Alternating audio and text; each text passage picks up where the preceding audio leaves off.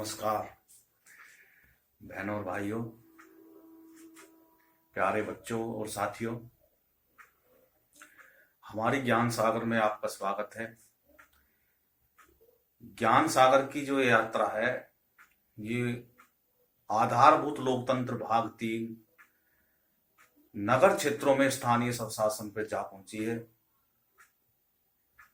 हमने बीड़ा उठाया है कि हम सभी को जन जागृत करेंगे और जो छोटे छोटे विषय हैं जो समझ में नहीं आते, जो परीक्षा उपयोगी भी होते हैं, बच्चों के परीक्षा में आते रहते हैं, आईएएस से लेके छोटे लेवल तक के जितने भी एग्जाम होते हैं उनमें सब में किसी न किसी माध्यम से ये आते रहते हैं। ऑब्जेक्टिव सब्जेक्टिव सब तरीके से, छठी से लेके और ग्रेजुएट्स तक सब में ये आते हैं। तो मैं चाहता हूं कि जो है आप इस विषय में अपना ज्ञानवर्धन करें। इस वीडियो में हम समझाएंगे कि जो है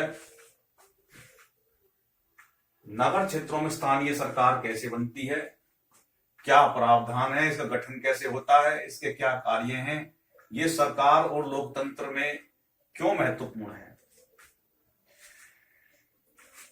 देखिए, मैंने बताया था कि सरकार का जो मॉडल है भारत का, वो त्रिस्तरीय है।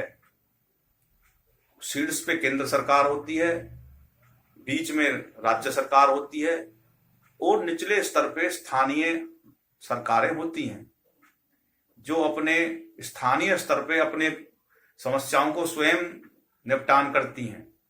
इसलिए उनको स्थानीय सरकार कहते हैं। वो सहभागी लोकतंत्र होता है, जनता की सहभागिता से ही सारा कुछ होता है वहां पे। और बड़े स्तर की जो सरकारें होती हैं उनका हस्तक्षेप कम से कम हो और स्थानीय मुद्दे स्थानीय स्तर पे ही सुलझाए जाएं। इसलिए स्थानीय सरकारों का ये मॉडल तैयार हुआ। ये पहले से ही चला आ रहा है, ये अभी नहीं कि हमारे संविधान में प्रावधान हुआ। भारत के मूल में ये पहले से ही था, ऐसे ही चलता आ रहा था। क्योंकि राजा के पास में इतना समय कहां होता था कि वो उसमें हस्तक्षेप करे। राजा ने उनको जो है पावर दे रखी थी, वहां पे अपने अपने अधिकारी वगैरह चुन के वहां पे बैठा रखे थे। वहां पे लोग बाग चुन के मुखिया बनते थे और वो राजा के वहां से उनको जो है पूरा फंड मिलता था, जैसे आज मिलता है। वो अपने अपनी स्कीम लेके जाते थे और वहां से एलोकेशन होता था। मालगुजारी उगाने का भी उन्हीं का काम था। उसमें से कुछ परसेंटेज हिस्सा वो वहां के विकास कार्य में भी लगाते थे। खैर, ये विषय अलग है। तो हम इस विषय पे आते हैं। जब संविधान बन रहा था तो उसमें एक सदस्य थे, रुस्तम के सिंधवा। वो संविधान सभा के सदस्य थे। मैं उनके बारे में थोड़ा बता दूं। वे पारसी समुदाय से थे और पाकिस्तान में जो कराची जो शहर है वहां के वे रहने वाले थे। और वे एक डाक खाने में क्लर्क थे। पहले डाकिया थे, डाकिया यूनियन के वे अध्यक्ष बने। उसके बाद में वो कांग्रेस जो दल बना हुआ था उसके मेंबर बन गए और आजीवन मेंबर रहे वे। और जब जो है 1932 के आसपास वे कराची शहर के मेयर भी बने। उन्होंने चुनाव लड़ा वहां पे। उसके बाद में वे जो है बरार जो क्षेत्र था वहां से वो सांसद सदस्य भी बने। और उसके बाद में वो संविधान सभा में मेंबर बने। उन्होंने पूरा उनका राजनीतिक जीवन था।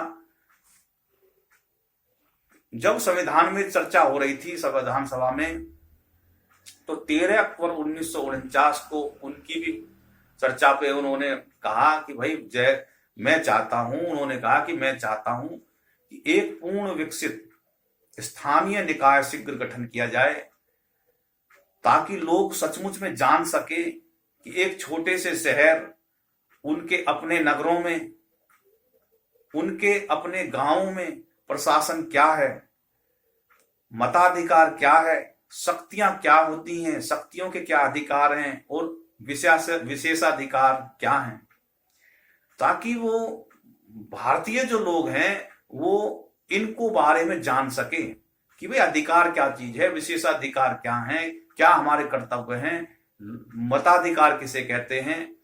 क्योंकि भारत के मूल में धीरे धीरे ये जो है आगे बढ़ेगा तो जो है लोग बाग सीखेंगे कि भाई ये तो तभी ये राजनीतिक जो है जो हम मॉडल दे रहे हैं ये चल पाएगा, वरना राजतंत्र फिर से ही हावी होने लगेगा। क्योंकि भारत ने अब तक तो राजतंत्र ही देखा है।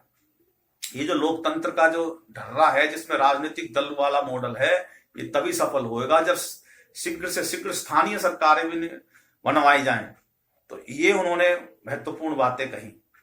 अब हम अपने विषय पे आते हैं कि भाई स्थानीय नगर निकाय क्या है और इसका गठन कैसे होता है, इनके कार्य क्या हैं और ये लोकतंत्र में क्यों महत्वपूर्ण हैं। जब संविधान बन गया तो उसमें नगर निकाय के विषय में भी थे और उसको और मजबूती देने के लिए 74वें संविधान संशोधन किया गया और उसमें 343W एक नया आर्टिकल जोड़ा गया, अनुच्छेद जोड़ा गया। ये 1992 में हुआ था और 1 जून 1994 में ये लागू हुआ और संविधान के भाग 9 के बनाया गया। ये जो संविधान का भाग 9 के में ये आता है और इसमें जो उस समय में जो संविधान संशोधन हुए उसमें मुख्य रूप से क्या था कि 2 चीजें उसमें ज्यादातर मुख्य थी। एक तो थी कि वो जो नगर निकाय हैं उनको पावर दी जाए। पहले वो क्या थे, सरकार के ऊपर निर्भर करते थे, कानून बनता था तो ऊपर के लेवल से होता था और वे केवल जो है जो भी वहां से फंड मिलता था उनको कोई भी टैक्स वगैरह लगाने की कोई पावर नहीं थी, वहां से ऊपर से ही सारा कुछ होता था। सरकार उनसे फंड देती थी और सारी जो भी टैक्स वगैरह होता था वो सरकार के स्तर पे होता था।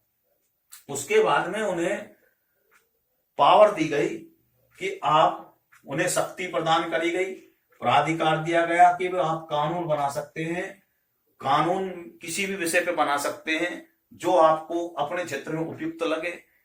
और जैसे कि चुंगी लगाना और भी टैक्स, कोई स्कूल वगैरह उनके प्रबंधन करना, ये जो है सारा कुछ जो है उन्हें पावर दी गई कि आप जो है एक सरकार के तौर पे, जैसे सरकार कानून बनाती है ऐसे ही आपको एक सरकार के तौर पे मान्यता दी जाती है और आप जो है उसमें आप कानून बना सकते हैं। आपको उनको शक्ति दी, इसी को शक्ति का विकेंद्रीकरण कहा गया और उसमें रिजर्वेशन जोड़ा गया। SC, ST, OBC और BC की जो महिलाएं हैं उनको 33% उस समय में आरक्षण दिया गया जो बाद में अब 50% है। ये बातें उसमें मुख्य रूप से जोड़ी गई और पूरा तंत्र मजबूत किया गया। उसके लिए अलग से व्यवस्था की गई, बजट का इतने परसेंटेज हिस्सा जो है इनको मिलेगा और राज्य सरकारों को यह शक्ति प्रदान की गई कि आप इस विषय पे एक्ट बनाएं अपने अपने राज्यों में और इसमें और भी कुछ अच्छा करना चाहें तो वो कर सकते हैं।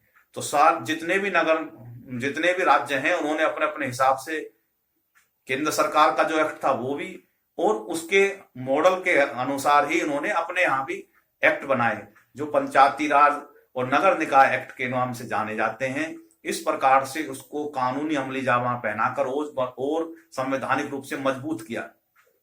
अब उसके बाद में आती है कि इनका गठन कैसे होता है और क्या इनके तरीका है। तो उसमें संविधान में ही ये प्रावधान किया गया कि जो 10 लाख से ऊपर की जनसंख्या वाले जो लोग हैं उनको कहा जाएगा नगर निगम और जो 1 लाख से और 9 लाख तक यानी 10 लाख तक के जो भी जो है नगर हैं उनको नगर पालिका, म्युनिसिपल कॉरपोरेशन जो है या नगर परिषद कहा जाएगा। और जो 1 लाख से कम जनसंख्या वाले जो कस्बे हैं उनमें नगर पंचायत कही जाएगी, उसको नगर पंचायत कहा जाएगा। इस प्रकार से 3 कैटेगरी उसमें बांट दी। नगर, बड़े जो शहर महानगर हैं उनको महानगर पालिका या नगर जो है निगम कहते हैं, और छोटे लेवल के नगर पालिका। और जैसे भारत में सबसे बड़ा जो बजटीय जो है वो महानगर पालिका वो मुंबई की है, मुंबई की नगर पालिका महानगर पालिका है जिसको बीएमसी बोलते हैं। इसी प्रकार से दिल्ली की महानगर पालिका है, उसके वो 3 हिस्सों में बटी हुई है, उनके 3 मेयर होते हैं। तो इस प्रकार से ये जो है बड़े बड़े जो शहरों की जो है महानगर पालिका होती हैं, और उनको मेयर बैठते हैं वहां पर, उनका नाम मेयर दिया गया, उनका अध्यक्ष को मेयर बोलते हैं।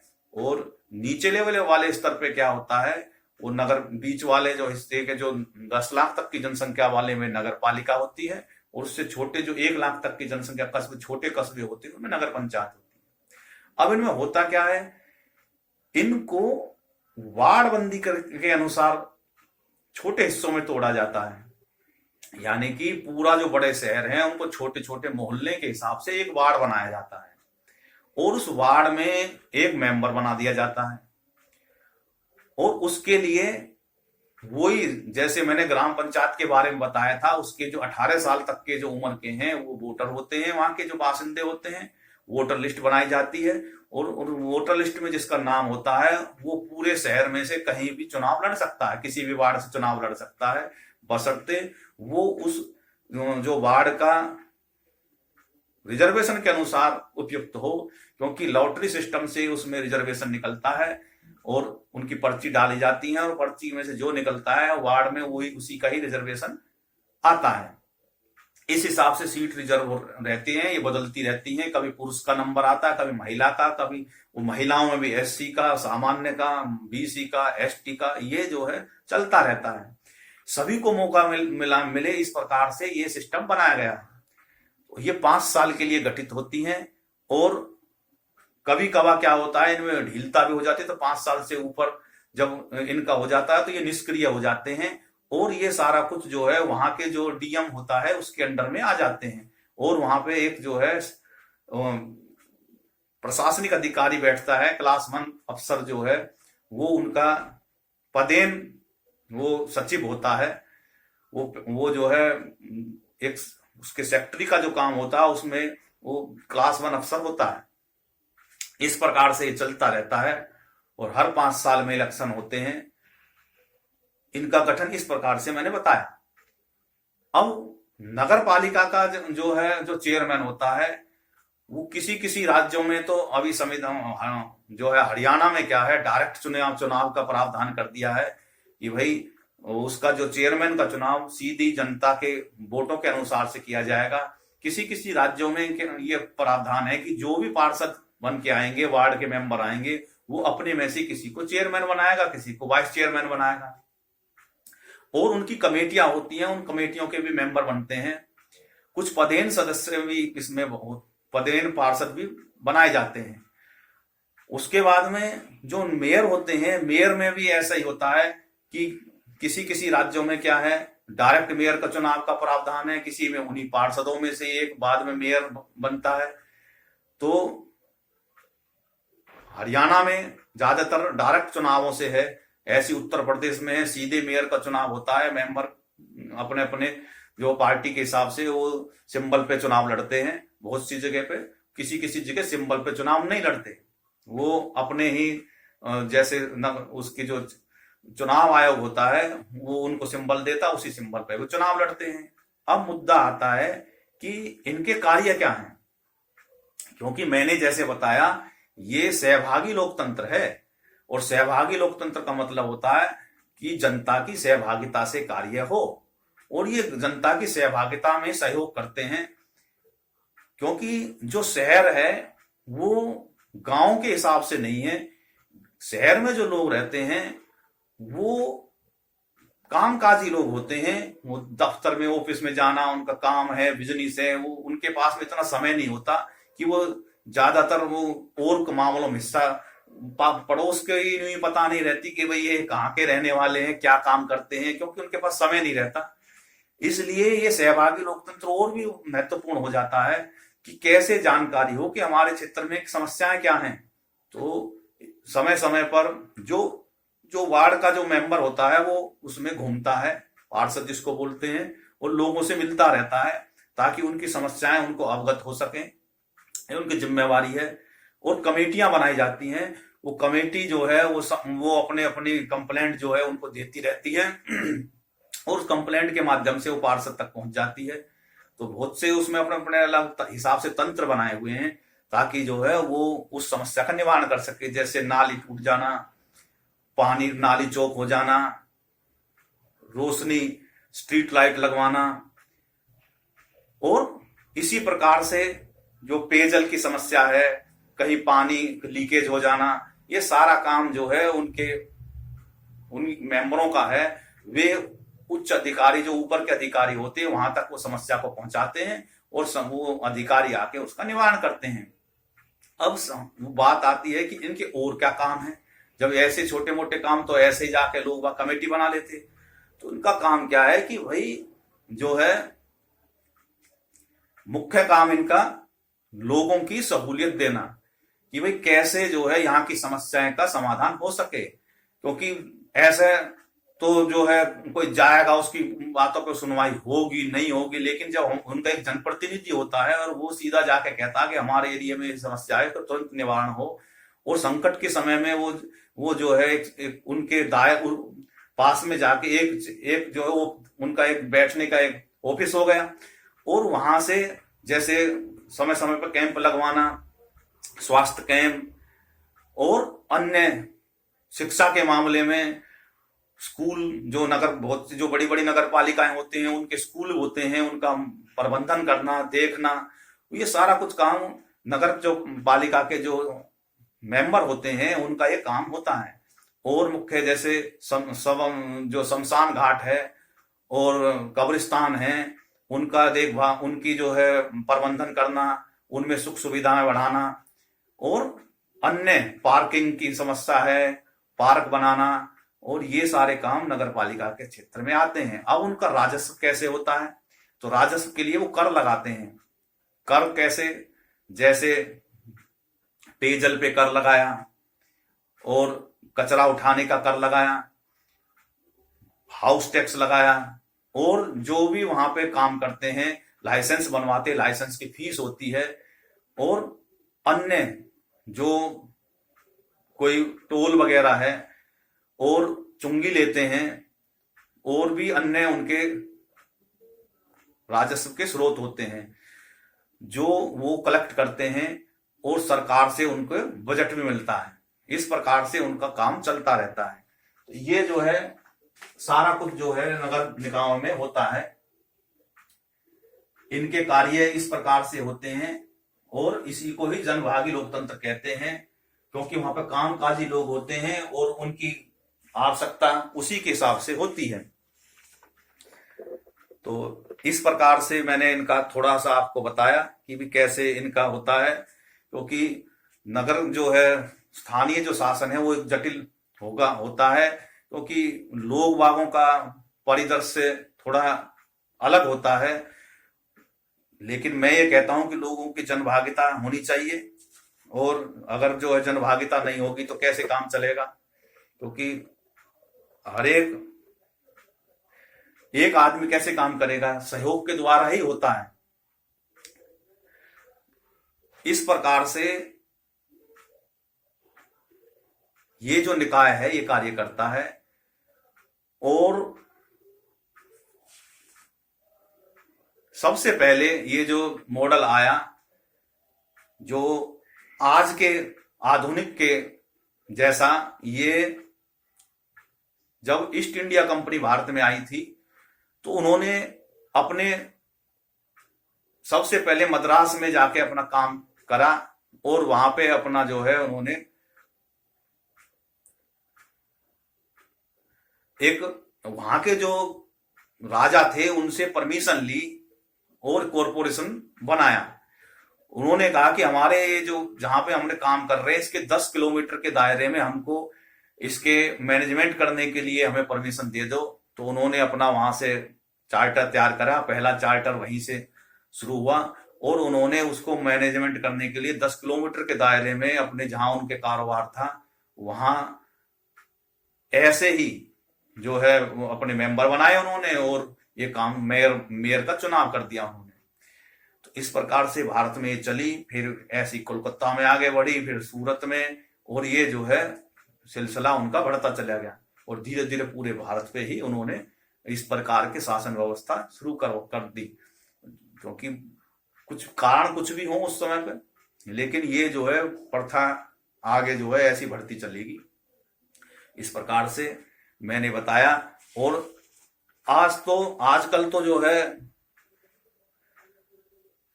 प्रतियोगिता भी होती हैं स्वच्छता अभियान के बारे में, कौन सा राज्य कौन सा शहर स्वच्छ होगा।